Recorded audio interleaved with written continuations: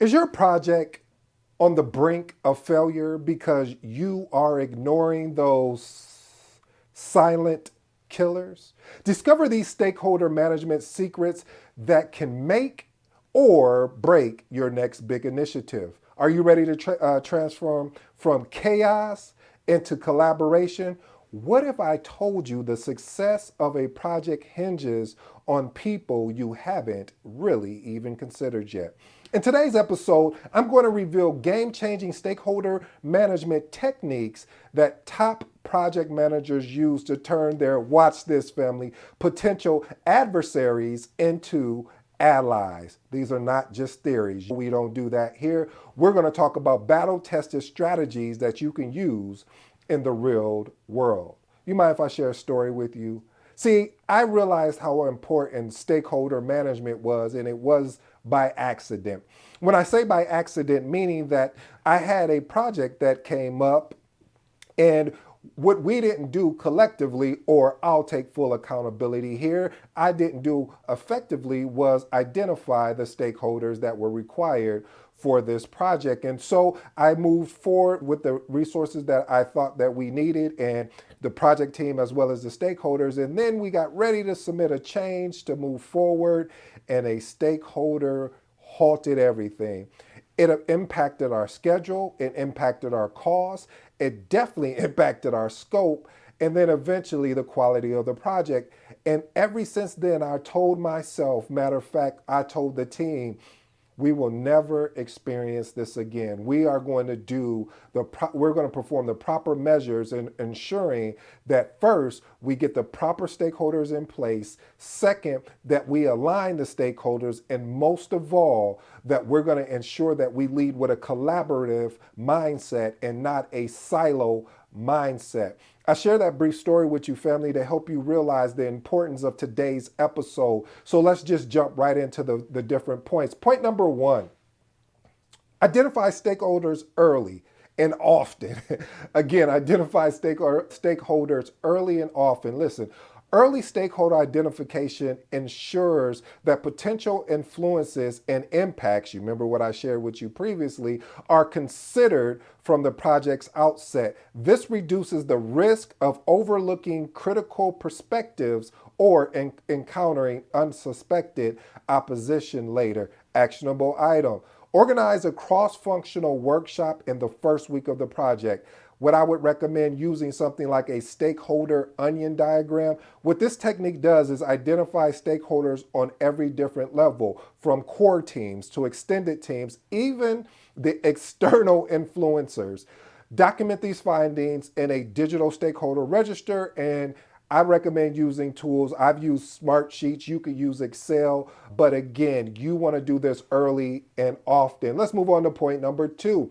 Develop a stakeholder onboarding and offboarding process. Structure processes for introducing new stakeholders and transitioning out of departing ones to ensure continuity and maintaining engagement levels. Family, there's a motto out there called the Bruce Tuckman motto. And the basis of the motto is every time that you introduce a new project team member, a new stakeholder to the actual project, you have to really start over from beginning. In the Bruce Tuckman motto, it's forming, storming, norming, performing, and a journey. If just imagining you're at the almost at the journey standpoint and you introduce a new resource, you have to start from beginning. ED, why do we have to start from the beginning of this?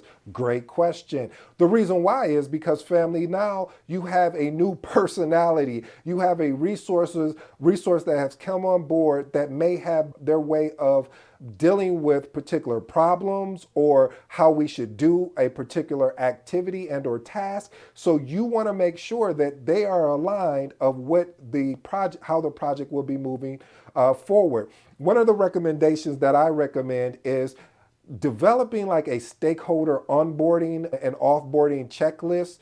You can, again, I'll keep it very simple just in case you don't have these tools like Smart Sheets and things of that nature. Again, a simple Excel document. And this basically document would be including steps for initially for the briefing aspect of, hey, this is what this project is about, the system access, and also introducing key stakeholders and knowledge transfer. Have you ever been on a project that you're leading or part of, and one of your stakeholders leaves and there is no transfer of information? And what we call that is basically tribal information. So when that tribal information leaves, now you're stuck trying to figure out and pick up the pieces of where they left off, because there was no real good firm handshake verbally as well as written of saying, hey, these are the things you need to do since I'm leaving the organization. And I would always say assign a team member to manage this process for each new or departing stakeholder. Let's move on to point number 3. Conduct regular stakeholder expectation alignment. Listen, when you are leading a project, you have to understand your stakeholders' expectation. A lot of frustration comes from the lack of expectation. I may have a certain expectation for this project. Another stakeholder may have another expectation. The project team may have another expectation. So all of these different expectations, if we're not aligned on the expectations of this project, then you're going to have disgruntled stakeholders, and what that leads to is impacting your triple constraints. And most of all, is really going to, out of those triple constraints, your schedule is going to be the one that's going to be impacted. So let's say you have a project that is going to last for a year. I would recommend doing quarterly expectation alignment workshops. You can do this actually on your weekly meetings that you have and say, okay, we're at that quarterly mark. How about we just have an expectation alignment, just making sure that everybody's expectations are still aligned, that we have a better understanding of what's going on. What I would recommend too, on top of that, if your organization allows it, I would use something like a Miro board, Miro, a Miro board.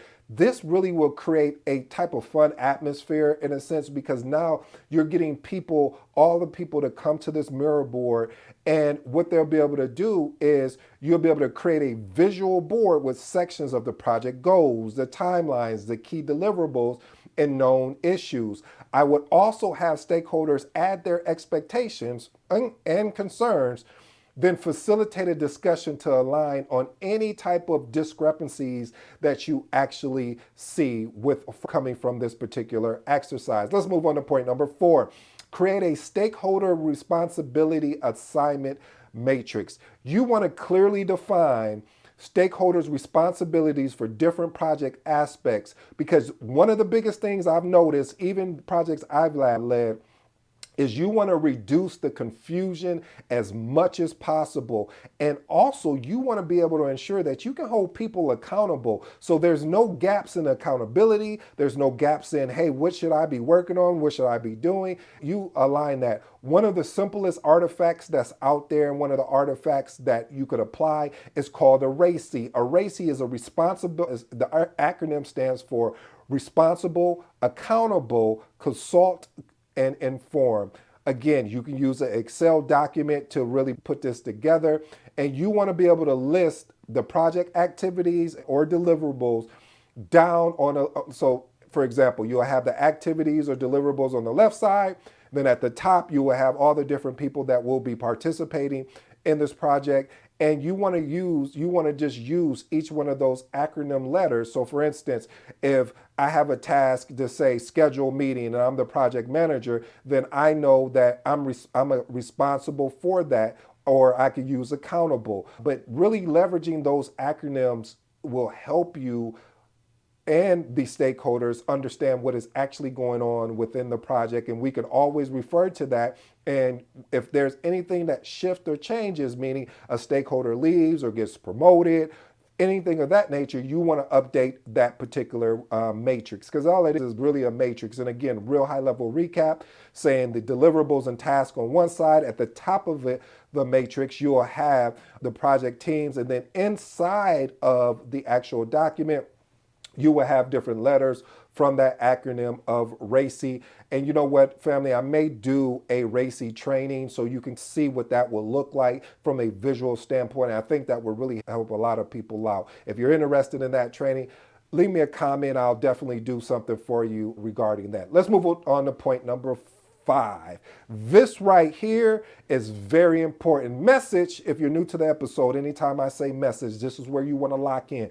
You need to pay attention. And when I say you need to pay attention, I truly mean that, because this is one of the things where a majority of projects fail. This is why I documented that in this book called The Magnetic Project Manager. Today's point today is point number 5, appropriate communication channels. Listen, different stakeholders vary in preference of how they want to receive information. When you use the right channels, it truly ensures that the message are received, understood, and acted upon effectively. I've worked with stakeholders where they don't want to see emails. They're like, I get a bunch of emails as it is. Could you send me a Slack message, or could you send me a team message? They would prefer that. And some would say, still send me the email, but could you let me know, because I want to make sure that I prioritize your emails as first. And that's what you want to hear, because that's good for you. Here's an actionable item for you to think about. Conduct a brief communication preference survey. You can use things like SurveyMonkey, Google Forms, and ask stakeholders for their rank of preferred channels, i.e., for instance, like I stated, Slack, Teams, face-to-face meetings, video call, project management type software. And you will realize that using this type of approach, the communication will really improve across all cross-functional areas. Let's move on to point number 6. Understand stakeholders' interests as well as their influence. Mapping stakeholders' interests and influences helps prioritize engagement efforts and tailor communication strategies, ensuring efficient and effective use of project resources. Here's an actionable item. Create what they call a power interest grid in a collaborative tool. Again, I'll talk about Miro, and plot out each stakeholder on a grid basis on the level of their interest and influence. By using this visual representation, what it does for you, family, is it determines engagement priorities and strategies for each stakeholder group. And again, if this is something you would like me to go in more in depth of actually doing a training around that, please leave a comment and let me know, and I'll definitely do that for you. Let's move on to point number 7. Monitor stakeholder. I got a little excited. I apologize. Monitor stakeholder engagement. Listen, regular monitoring of stakeholder engagement helps adjust strategies in real time, ensuring that we are still aligned between stakeholder needs and project goals. Quick story. I realized how important this was, because sometimes when you're leading a long project, meaning over 6 months, sometimes your stakeholders will have a tendency to show a lack of interest. And when they start showing a lack of interest, you need to in real time, okay, say, what do we need to do? How can we make sure that they're engaged and they know what's going on? That is just not, all right, here comes another project status report. So here's an actionable item. Create a monthly stakeholder engagement scorecard using, I'm going to recommend tools like an Excel or definitely like Power BI, including these different matrix when you're actually in your weekly or daily, whatever your meeting cadence or frequency looks like. And you want to be able to create a score to understand how are they participating and what is the support level month over month. Trust me, because you may start losing people, and you need to ensure that you can align with people to get them back onto the direction that we're going in. Let's move on to point number 8. Educate stakeholders. I'm going to tell you time and time again, a well-informed stakeholder can provide more valuable input than a non-educated stakeholder. They make better decisions when they're educated, and they're more likely, and I use the word more likely, to support the project through the entire life cycle. One of the things I would recommend as an actionable tip, develop a project knowledge base. You could use things like a Microsoft SharePoint, wherever you house a lot of your information. I would recommend creating like a knowledge base where you can have, let's say, key concepts, FAQs, your decision logs or your RAID logs, and basically the project backlog. This will really help the project as you're leading it forward. Let's move on to your bonuses today. I got 2 for you, and then I'll close with my closing remarks. Handle conflicts professionally. When you have to address conflicts as a project manager, I always recommend that you want to handle conflicts promptly and professionally. You could say PMP, promptly and professionally, and maintain a positive project environment, because if you don't maintain a positive project environment, minor disagreements can escalate into major things. They always say the little small things that you don't address can turn into bigger things down the line, because somebody could explode or get frustrated because of the little small thing that wasn't addressed earlier.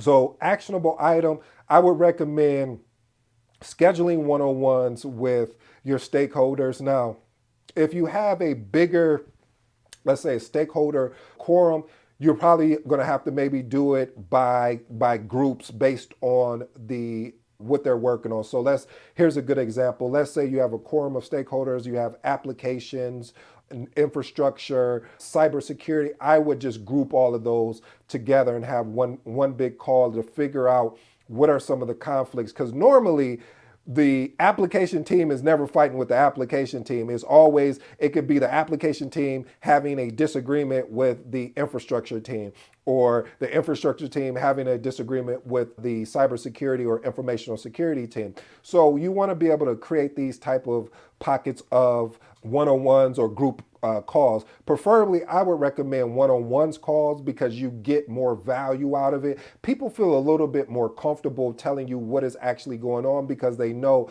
there are no external forces really invading how they really feel. They can really be honest, especially if you're good at not repeating what you said, but finding ways to actually solve some of the discrepancies and or issues that they're up against. Let's move on to my last and final bonus, family. I wanted to go some more, but I didn't want to, I'll maybe do a deep dive on that as well. Develop stakeholder specific key performance indicators. Customizing key performance indicators, or AKA KPIs, for different stakeholder groups. Ensure you're measuring what counts, what matters to each group, and this improves the relevance and also the biggest thing that you need, which is engagement. Again, I'm going to fall back to my one-on-one sessions with key stakeholder representatives, because you want to make sure that you're addressing their top 3 to 5 priorities. And by doing this, you can get them aligned. Let's go to my closing remarks, and I'll let you be on your way. My first closing remark: identify stakeholders earlier. I told you a story about how I failed to do that at the beginning of my career. And there's been many times, even in my many years, that sometimes I'll forget that principle and the impact that it had on the actual project. So I'm recommending to you is to basically, what you want to do is identify key stakeholders early and often. Point number 2, use appropriate communication channels. Like I stated, this was when I stopped in the middle of what I was going to say and I said message. And the reason why I said that is because different stakeholders really truly like to be communicated different ways. Don't just use a one size fit all. A one size fit all to me is, oh, I'm just going to send an email and going about my way. No. You need to find out what works for different team members. I know it's extra work, but this is why you're here, because you want to be exceptional. And the last and final point is handle conflicts professionally. Remember, I used the word PMP. You want to be prompt. Do it promptly as well as professionally, because again, small little things can turn into major issues, when if you would address the small thing, the bigger things probably wouldn't have happened. They would have been more adapt to want to work with you and be more engaged in the actual project. Family, I go by the name of ED. Again, for all you smart and intelligent folks, that just simply means Ed. And I thank you today for allowing me to talk about today's episode around stakeholder management. Until next time, my slogan, I'm out.